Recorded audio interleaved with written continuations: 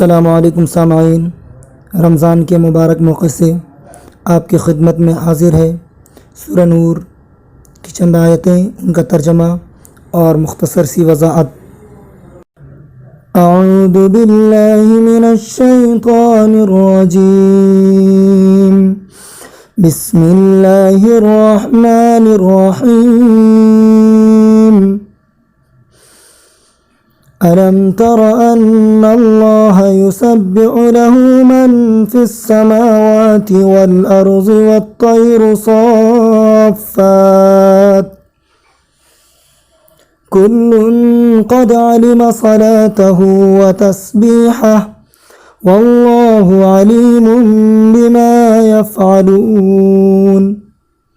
کیا آپ کو معلوم نہیں کہ آسمان و زمین کی تمام چیزیں اور پر پھیلائے اڑتے ہوئے پرندے سب اللہ تعالیٰ کی پاکی بیان کرتے ہیں؟ ہر ایک کو اپنی بندگی کا طریقہ اور اپنی تسبیح معلوم ہے۔ یہ جو کچھ کرتے ہیں اللہ اس سے واقف ہیں۔ سامعین، تسبیح و نماز کا اصل مقصد اللہ تعالیٰ کے احکام کے آگے سر جھکا دینا اور ان کو بجا لانا ہے، ان کو انجام دینا ہے۔ کائنات میں جتنی چیزیں پھیلی ہوئی ہیں وہ سبھی ہر لمحہ اللہ تعالیٰ کے دیے ہوئے احکام کی پابند ہیں، یعنی اللہ تعالیٰ نے جو ان سے کہا ہے وہ انہی چیزوں کو کرتے ہیں۔ سورج ہو یا چاند یا دوسرے سیارے، سمندر ہو یا زمین اور پہاڑ، چرند ہو یا پرند، یہ سب مسلسل اسی کام میں لگے ہوئے ہیں جس کا اللہ تعالیٰ نے قانون فطرت کے ذریعے ان کو حکم دیا ہے۔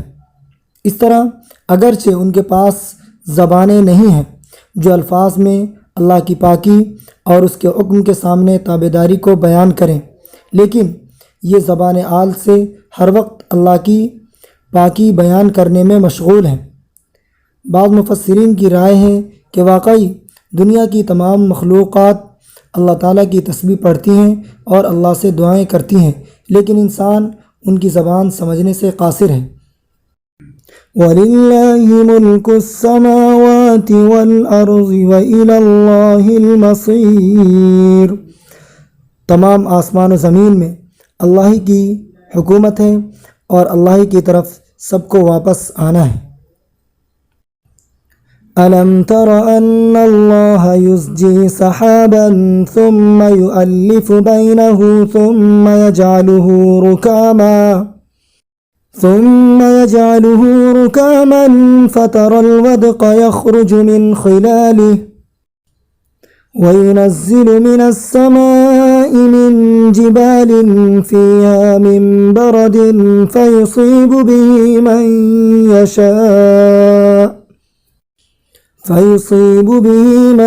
يَشَاءُ وَيَصْرِفُهُ عَنْ مَنْ يَشَاءُ يَكَادُ سَنَا بَرْقِهِ يَذْهَبُ بِالْأَبْصَارِ۔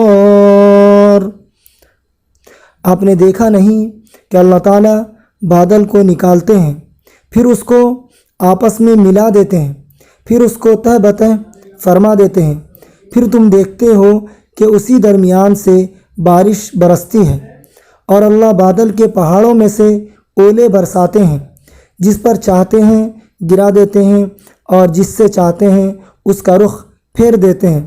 ایسا معلوم ہوتا ہے کہ اس کی بجلی کی چمک آنکھوں کو اچک لے گی۔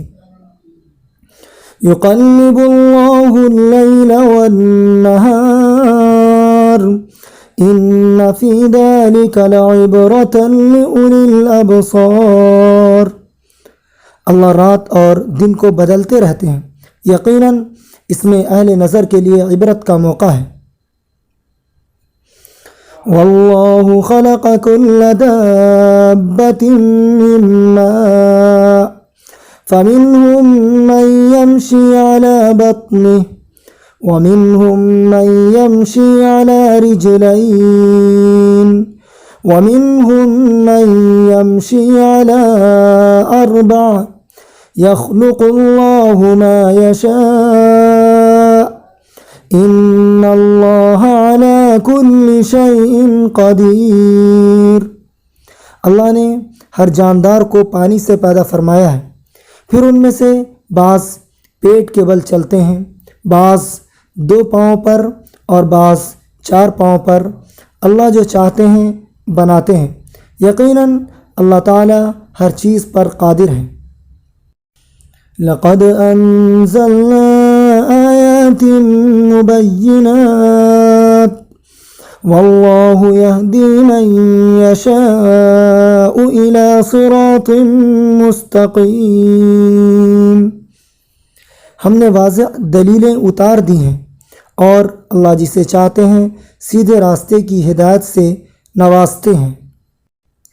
یعنی بارش کے نظام کو دیکھو، یا دن و رات کی تبدیلی کو، یا چوپایوں کی مختلف قسموں کو، جانوروں کی مختلف قسموں کو، کہ کوئی پیٹ کے بل چلتا ہے، کوئی 2 پاؤں پر اور کوئی 4 پاؤں پر چلتا ہے۔ یہ سب اللہ کے وجود، اس کی قدرت و طاقت اور تنہا اس کے قابل عبادت ہونے کی کھلی ہوئی نشانیاں ہیں، جن پر ہر انسان کو ایمان لانا چاہیے تھا، مگر انسان کی بدنصیبی یہ ہے کہ وہ اس کے باوجود ایمان سے محروم ہے۔ وَيَقُولُونَ آمَنَّا بِاللَّهِ وَبِالرَّسُولِ وَأَطَعْنَا ثُمَّ يَتَوَلَّى فَرِيقٌ مِّنْهُم مِّن بَعْدِ ذَلِكَ وَمَا أُولَئِكَ بِالْمُؤْمِنِينَ۔ کچھ لوگ یعنی منافقین دعویٰ تو کرتے ہیں کہ ہم اللہ اور رسول پر ایمان لائے اور ہم فرما برداری کریں گے، مگر پھر اس کے بعد ان میں سے ایک گروہ پھر جاتا ہے اور وہ حقیقت میں ایمان والے نہیں ہیں۔ وَإِذَا دُعُوا إِلَى اللَّهِ وَرَسُولِهِ لِيَحْكُمَ بَيْنَهُمْ إِذَا فَرِيقٌ مِّنْهُمْ مُعْرِضُونَ۔ جب ان کو اللہ اور اس کے رسول کی طرف بلایا جاتا ہے کہ رسول ان کے درمیان فیصلہ کر دیں، تو انہی میں کا ایک گروہ منہ موڑ لیتا ہے، یعنی رخ پھیر لیتا ہے۔ وَإِن يَكُن لَّهُمُ الْحَقُّ يَأْتُوا إِلَيْهِ مُذْعِنِينَ۔ اور اگر ان کا حق نکلتا ہوتا تو سر جھکائے ہوئے آپ کے پاس آ جاتے۔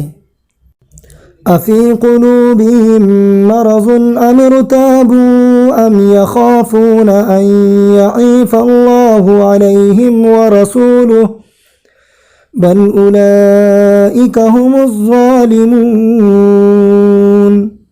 کیا ان کے دلوں میں بیماری ہے، یا وہ شک میں پڑے ہوئے ہیں، یا انہیں اس بات کا اندیشہ ہے کہ اللہ اور اس کے رسول ناانصافی کریں گے؟ بلکہ حقیقت یہ ہے کہ یہی لوگ ظلم و ناانصافی کرنے والے ہیں۔ سامعین، بشر نامی منافق کی ایک یہودی سے کسی زمین کے بارے میں لڑائی تھی۔ یہ منافق حضور صلی اللہ علیہ وسلم کے زمانے میں ہوا کرتے تھے، اور ان لوگوں کو کہا جاتا تھا منافق، جو زبان سے تو کہتے تھے کہ ہم مسلمان ہیں، ہم حضور کی رسالت کا اور اللہ تعالیٰ کی توحید کا اقرار کرنے والے ہیں، لیکن دل میں ان کے کینہ رہتا تھا اور دلی اعتبار سے وہ مسلمان نہیں تھے، اور دلی اعتبار سے وہ لوگ اسلام کے منکر ہی تھے اور کافر ہی تھے۔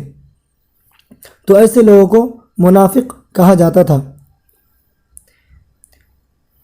یہودی نے کہا کہ رسول اللہ صلی اللہ علیہ وسلم سے فیصلہ کرائیں گے، لیکن اس نے انکار کیا اور کہا کہ کعب بن اشرف کو حکم بنائیں گے، یعنی فیصل بنائیں گے، کیونکہ بشر کو اندازہ تھا کہ اس کا دعویٰ غلط ہے۔ اسی واقعے کے پس منظر میں یہ آیت نازل ہوئی۔ اگرچہ یہ آیت اس خاص موقع پر نازل ہوئی ہے، لیکن یہ حکم عام ہے کہ کسی مسلمان کے لیے یہ بات جائز نہیں ہے کہ وہ دنیا کا تھوڑا سا فائدہ حاصل کرنے کے لیے ایسی عدالت میں پہنچے جو شریعت کے خلاف فیصلہ کرنے والی ہو، اور جس میں اللہ اور اس کے رسول کے احکام کو کوئی اہمیت نہ دی جاتی ہو۔ یعنی اگر ہم اپنے کسی مسئلے کا فیصلہ کرانا چاہیں تو ہم اس مسئلے کو ایسی جگہ لے جائیں، اس قضیے کو، اس بات کو ایسی جگہ لے جائیں جہاں پر ہمیں شریعت کے مطابق فیصلہ ملے۔